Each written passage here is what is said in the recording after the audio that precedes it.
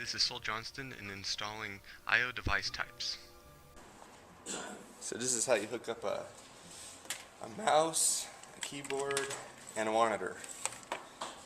And on this desktop right here, this is basically what it looks like on the inside.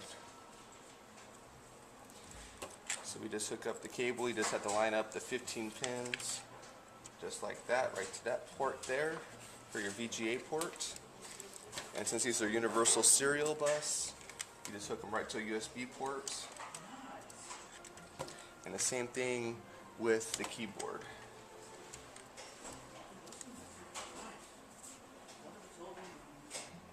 And then these are the same. Actually, this one's a little bit different.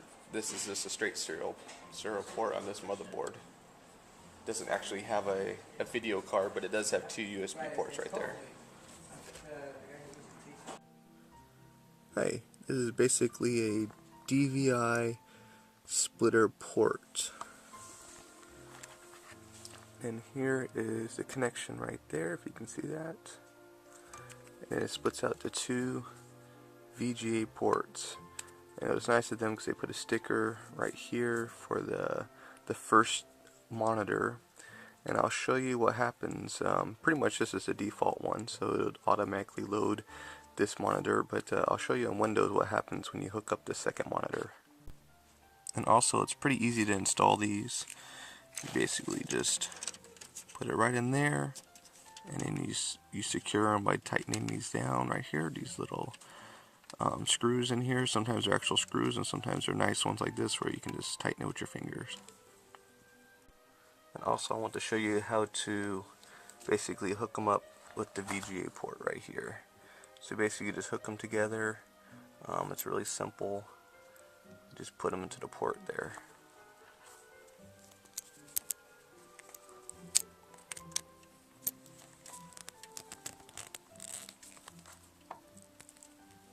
And you basically just tighten them with these little screws right here. Like I said, that one has a sticker, so that's the first port that's going to give us, when we turn on the machine, the monitor, the first one. And then while the machine's on, you can actually hook up the second one here. I usually recommend, it's probably better to hook it up before you turn on your machine. But either way, Windows will automatically recognize you have a second monitor hooked up, especially if you have Windows 7 or Windows 8. So now I'm going to go ahead and hook up the secondary monitor here so you can see what happened. It automatically changed the resolution to be the same as the second monitor. And in this case, it didn't give us the option of what you want to do with the second monitor. Sometimes they don't, but you can go into the options by just going into screen resolution part right there by right clicking the desktop. And now what you can do here is basically, see this one says duplicate the displays, that's why they're both the same resolutions. Otherwise I'd recommend extending display, so that way you can have your regular, you can have the secondary one as basically like an extra display, so you can just basically move your mouse over, and it usually extends it to the right side. So when you move your mouse over all the way to the right, like you don't see my mouse probably right now, but it'll show a second display showing the same background and everything, and I can put icons on there and basically use it as a second desktop. I did want to show you that you could do more with your monitor. Instead of it just going right to the right, it can actually go to the left here. You can just move right there, and when you move your cursor to the left of the screen, it'll continue on after it gets past the edge of the screen there. And to change your resolution, let's say here's for the second monitor, that's where it's at, and then here's for the first monitor, you just click on it, and you can change the resolution right here. Also want to show you about the advanced settings here.